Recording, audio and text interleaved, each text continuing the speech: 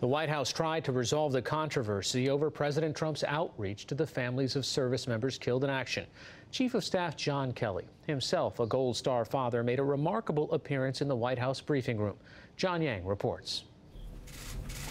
Well, thanks a lot. With President Trump under fire, White House Chief of Staff John Kelly, a retired Marine general, stepped forward. So I just wanted to perhaps make more of a statement and an explanation, give more of an explanation.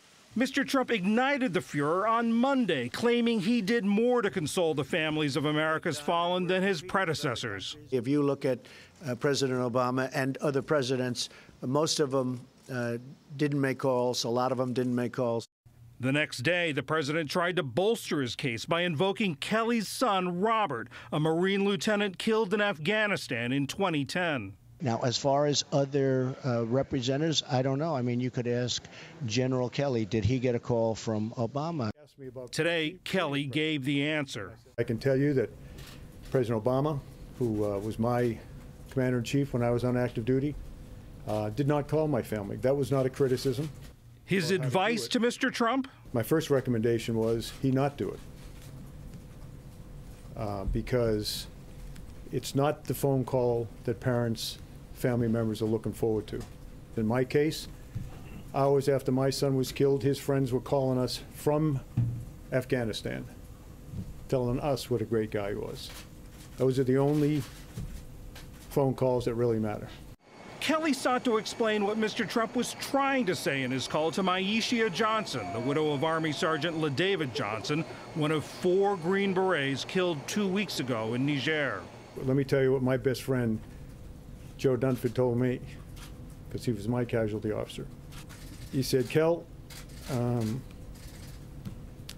he was doing exactly what he wanted to do when he was killed. He knew what he was getting into by joining that 1%.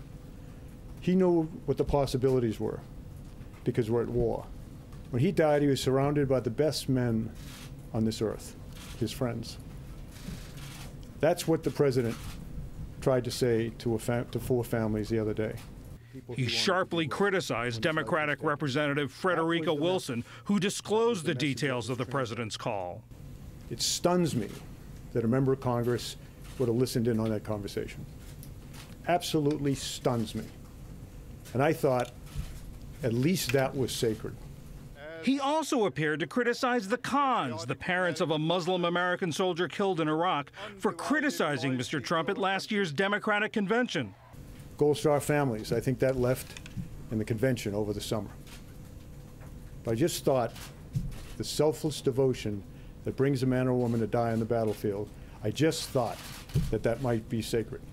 Then, as he left the briefing room, Kelly had a parting thought for the reporters, most of whom did not serve in the military. We don't look down upon those of you that haven't served. In fact, in a way, we're a little bit sorry, because you'll never have experienced the wonderful joy you get in your heart when you do the kind of things our servicemen and women do, not for any other reason than they love this country. A retired warrior and grieving father battling a political firestorm touched off by his boss. For the PBS NewsHour, I'm John Yang.